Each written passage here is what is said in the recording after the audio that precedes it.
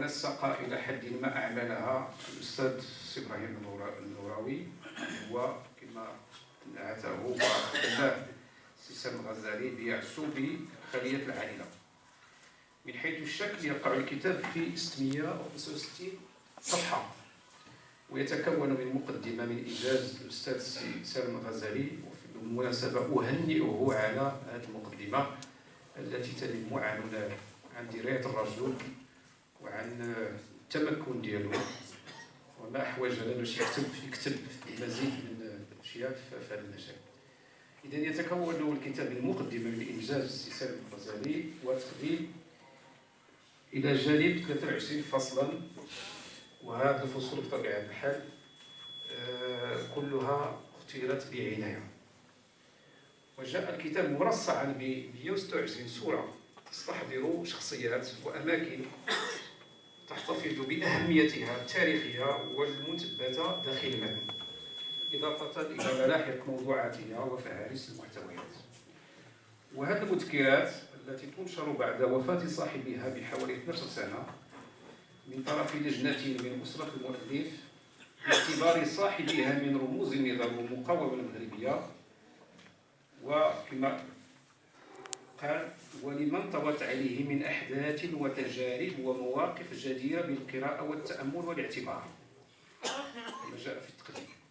ويبدو أن التأخير في نشر وطبع هذه المذكرات لا يرتبط بتوصية من صاحبها على عادة الوطنيين في عدم نشر مذكراتهم إلى بعد وفاتهم، وإنما لا يعد الأمر أن يكون مرتبطا بحالة كما سماها حلها السي سالم من الخمول والتراخي في جمع شتات وأصول متن مذكرات حياته. إذا بادرت هذه الخلية مشكورة التي اشتغلت على هذا العمل إلى استخراج أصول المذكرات من مضانها ومن مكانها، وكانت الحصيلة في نهاية المطاف هو التمييز بين قسمين من الأصول. الأول شكل وثيقة متكاملة رغم ما تراها من تعديلات وإضافات باستثناء الفصل 11 الذي نشرت مضامينه في جريدة المحرر وكتاب ثمن الحرية.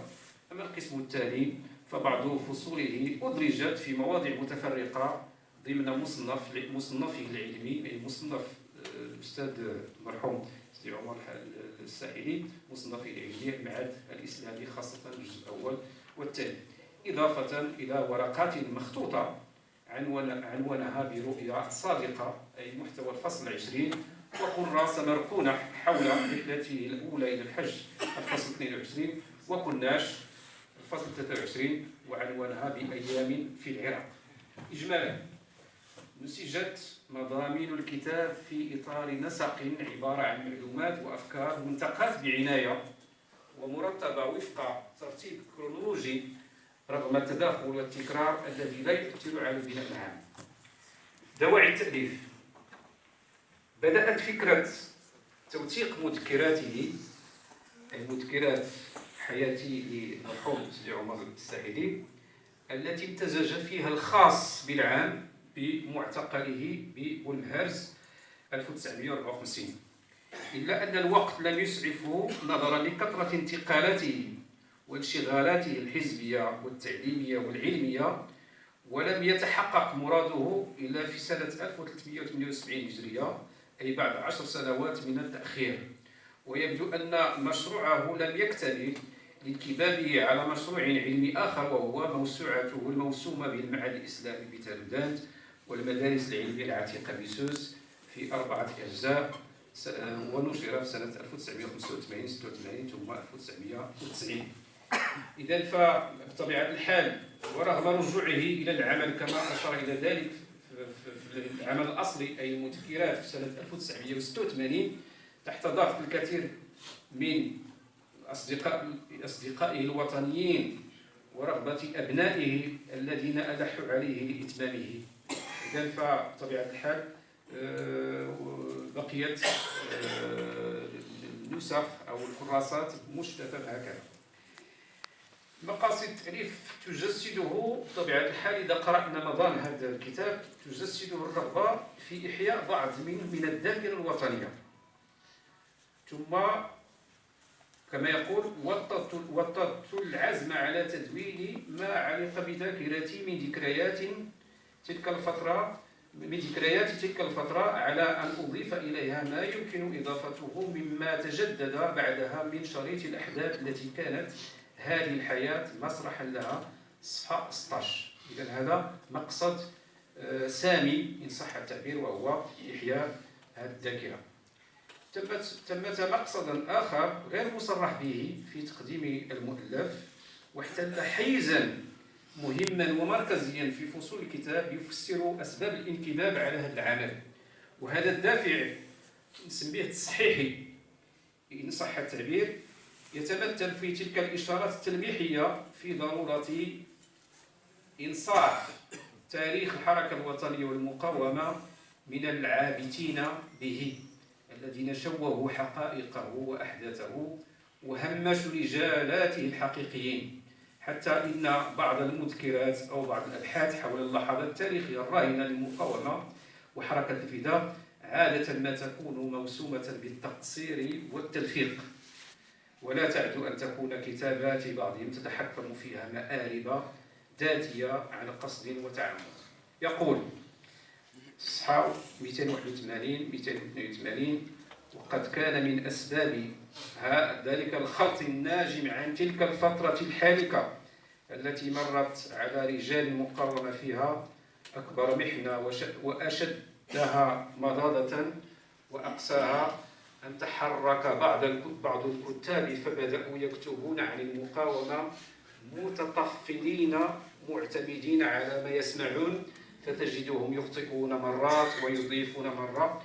الشيء الذي ينتج عنه تاريخ مشوه عن المقاومة سيكون له تأثير سيء في الأجيال القادمة التي سوف لا تعرف عن المقاومة المغربية إلا ما تقرأه عنها في هذه الكتيبات التي لم يعرف أصحابها عن المقاومة إلا ما كانوا يسمعونه من هنا وهناك محرفا. انتهى كلام سيدي عمر. وأعطى مثالا لذلك من خلال ما كتبه محمد العلوي الصحفي صاحب جريدة الكواليس وأخبار الدنيا وغيرها كمشاهد عن المقاومة المغربية، عن المقاومة بالراكوش تحديدا التي أثارت انتباه المرحوم سيدي عمر الساحلي واشمأزت عواطفه، وكتب إليه رسالة مضمونة في الكتاب. تحمل مذكرات هذه المذكرات عنوانا رئيسيا واحدا يحيل هذا العنوان إلى التذكر والاسترجاع للأحداث التي عاشها المؤلف، أي ذاكرة المعلومات المتعلقة بالذات والآخر، وكما سماها سيدي سالم والغير، بمعنى شارك فيها الذات والآخر والغير من ذكريات وأحداث ساهم فيها أو شارك فيها مع غيره وهمته عن قرب أو بعيد والبحث عن تاريخه الشخصي أو الذاتي. وأول إشارة إلى هذا العنوان مذكرة حياتي كما تفضل سيدي مصطفى كانت في كتابه المعهد الإسلامي بتالودانت الذي أصدره سنة 1990، بمعنى أن هذا العنوان ارتضاه لنفسه. استعمل المؤلف طبعا الحال إذا قرأتم متن هذا الكتاب لغة أدبية متقنة وسليمة أضفت بعدا ملحميا ورونقا خاصا على محتويات الكتاب، كيف لا وأن الساحلي على خلاف باقي أقرانه من مدون المذكرات حول المقاومة المغربية عادة ما يركنون أو يستعينون بمن يكتب لهم مذكراتهم، بمعنى آخر أن من يكتب يعبر عما يريد. ونظرا للزخم الفكري والمميز لمتن هذا الكتاب 665 صفحة ارتأينا الركون إلى انتقاء ورصد عينات من القضايا التي استأثرت انتباهنا لما عزلنا إنجاز هذه الورقة ونختصرها في مهل. أولا المساحة الزمنية التي يشغلها الكتاب تتوزع بين فترتين: المغرب في عهد الحماية وهو الحيز الذي يمتد من الفصل الأول إلى الفصل 11. أما فترة ما بعد الاستقلال فإنها احتلت مساحة من 383 صفحة، مما يبين حساسية هذه الفترة والجهد المبذول لشرح بعض ملابساتها. بالنسبة للفضاءات التي شكلت مجالا لتحركات صاحب المذكرات والأحداث التي صاحبته، وهي منطقة سوس ومراكش شمال المغرب بما في ذلك مدن الشمال الرباط وغيرها، ثم منطقة إفني، وهي الأماكن التي شكلت محاور العمل السياسي ومواطن انطلاق العمل المسلح أو اللجوء كما في إفني. وخلال المرحلة اللاحقة لسنة 1956 تم التنصيص على مدن الرباط وغيرها من مدن الشمال والجنوب، مع التركيز على فضاءات خارج الوطن التي زارها المؤلف لأهداف روحية وعلمية، مكة والعراق بطبيعة الحال.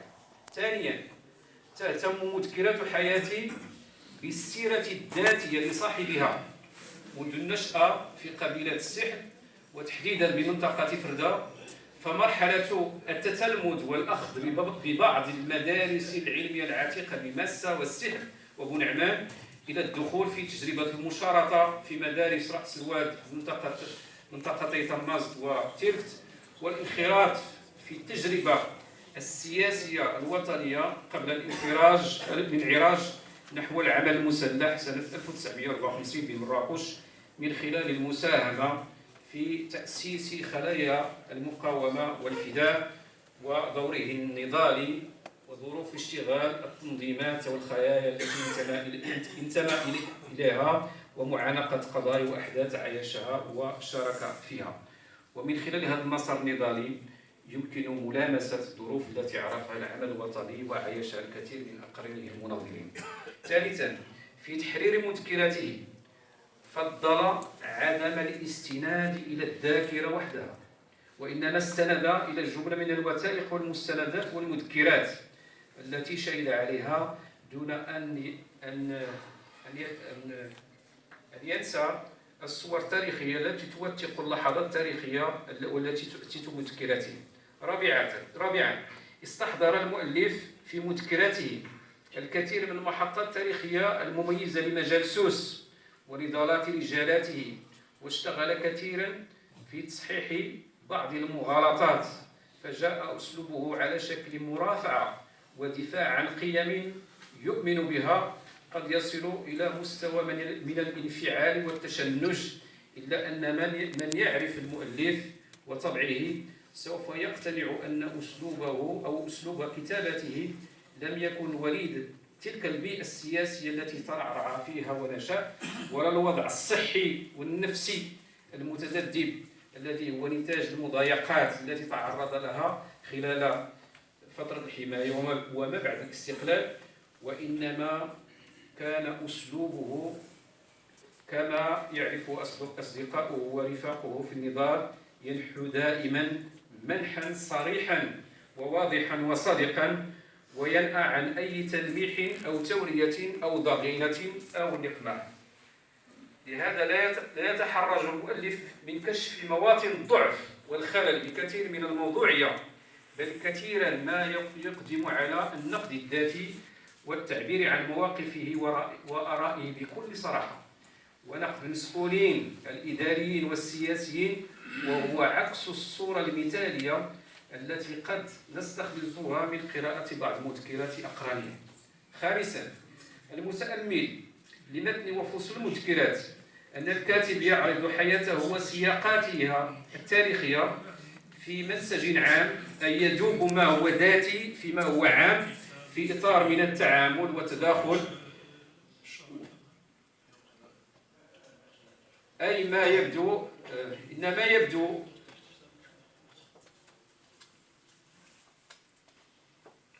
إن من يقرأ الكتاب سوف تتراءى له هذه الحقيقة، فرغم تأكيده على الذات إلا أنه يتجاوز هذا الأمر ليعطي للسياق أي المحيط أهمية قصوى في سياق نص سردي متقاطع فيه الرواية بالتوثيق، أي تختلط فيه الذاكرة بالتاريخ، وبطبيعة الحال هنا يميل كما يقول المؤرخين يميل إلى الانتقال من وضعية الشاهد الراوي المشارك في الأحداث إلى دور المؤرخ العارف بما يسمى بالصيرورة التاريخية بالصاد في أبعادها العامة.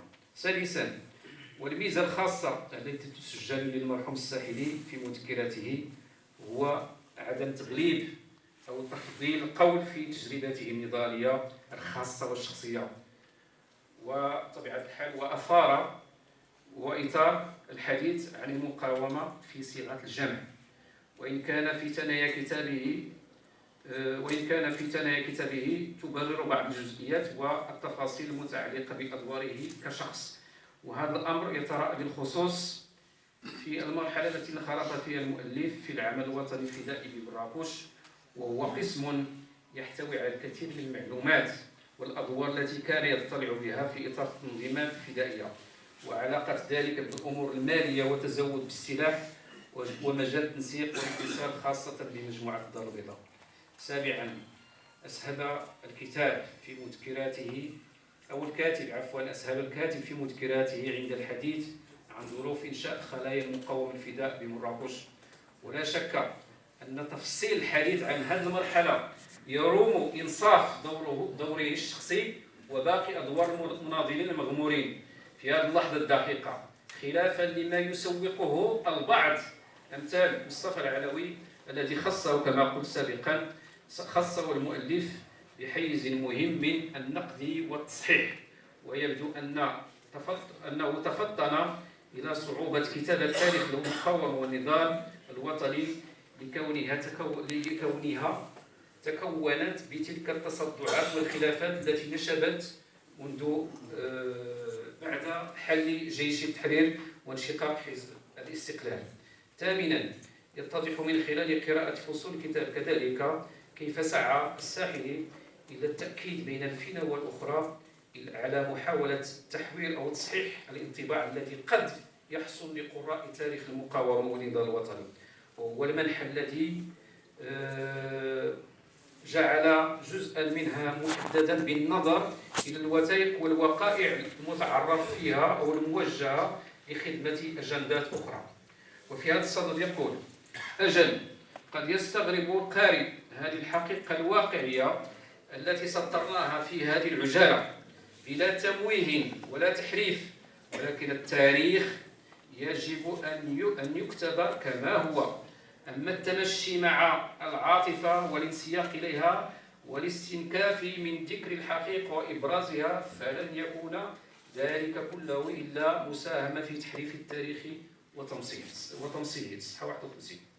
لا شك أن الإطلال على سيرة الرجل توفر للمؤرخ بعض عناصر الإجابة على جوانب من فصول الخلافات التي كدرت العلاقات بين أعضاء جمعية علماء سوس، وكيف ساهمت السلطة الإقليمية والمحلية آنذاك في ذلك، وكيف كانت مواقف الكاتب وكيف كانت مواقف الكاتب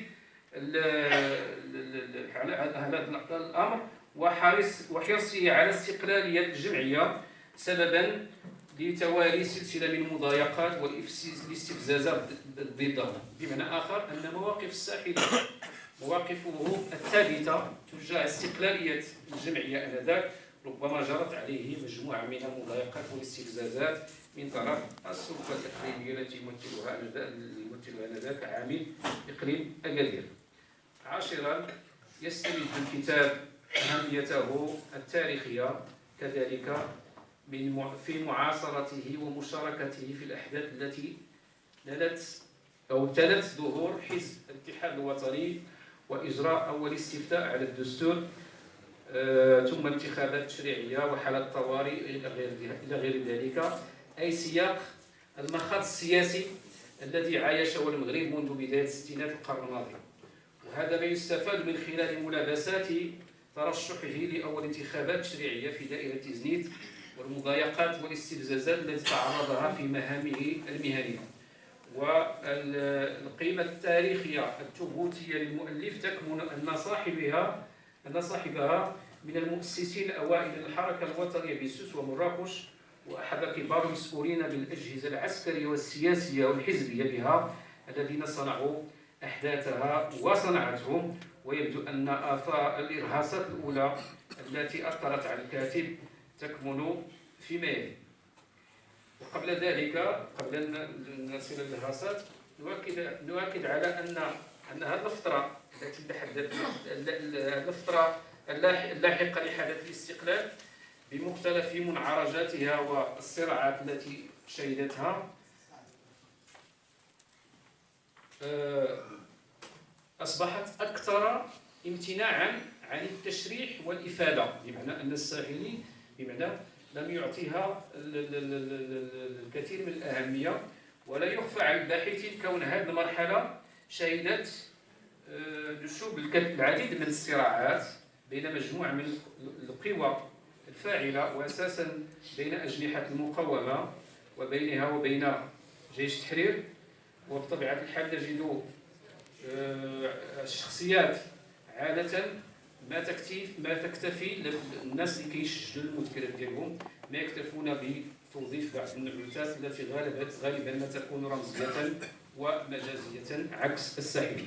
قلت بأن الإرهاصات ديال هذه المرحلة أولا التي أثرت على الكاتب، هناك أولا المناخ العلمي الديني الاجتماعي الذي حدد معالمها الكبرى في السيرة الذاتية داخل الفصل الأول من الكتاب، المضايقات والاستفزازات التي كان عرضة لها من قبل ممثل الإدارة الفرنسية بتالودات وأكادير وتزنيت وميرلفت، الأفكار الوطنية التي كانت تنشرها الجرائد الوطنية آنذاك التي كان ينهل منها العلام الرأي العام ثم مجلات رسالة المغرب.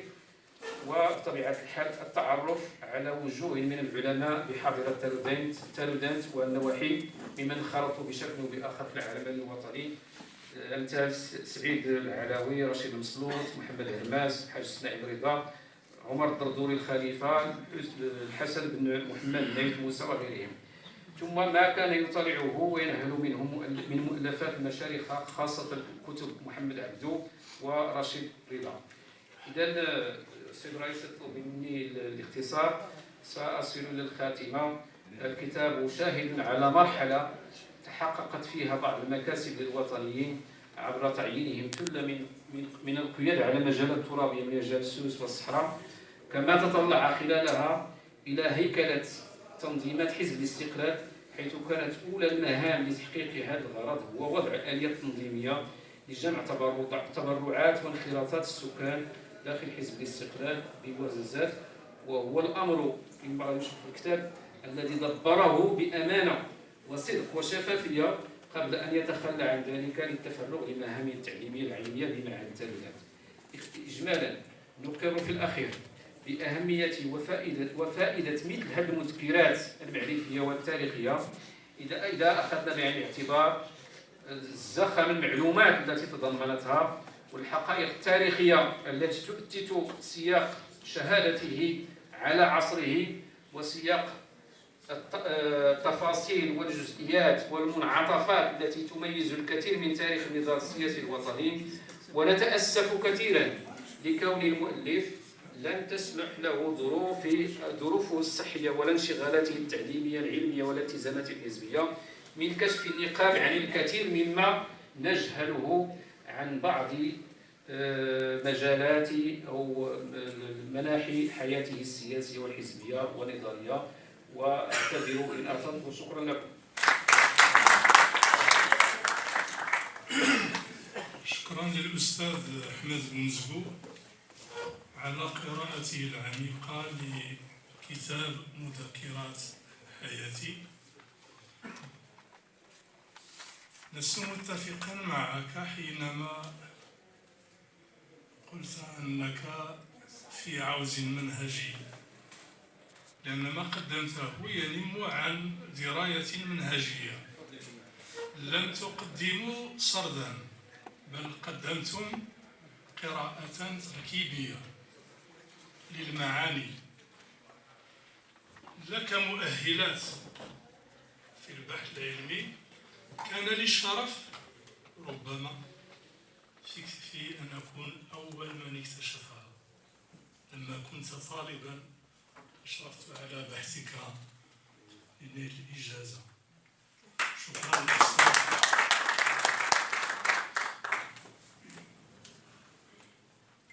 سأزيد وأقول أنك من المؤهلين آنذاك القلائل، وربما هذا سر أكشفه لأول مرة.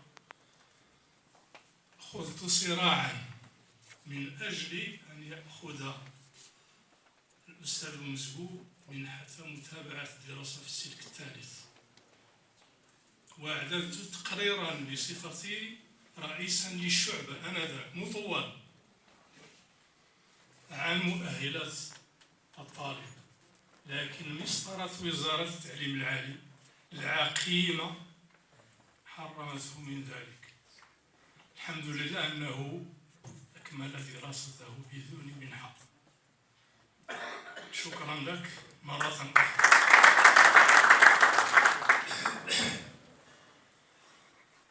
تأبى مدينة تردات إلا أن تفاجئنا بشعراء.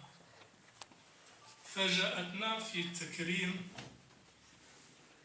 1994 بقصائد لشاعرين ليزيد الرضي وأحمد بوزيد، واليوم تفاجئنا بقصيدة شعرية لشاعر آخر الأستاذ مرشد محمد، فليتفضل مشكورا لإلقاء قصيدته.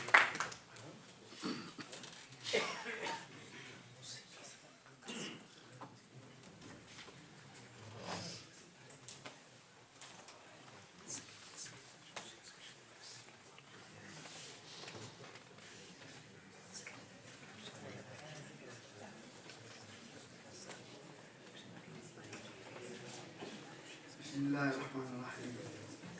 صلى الله على سيدنا محمد وعلى آله وصحبه. أسرة الفقيد المرحوم حاج عمر الساحلي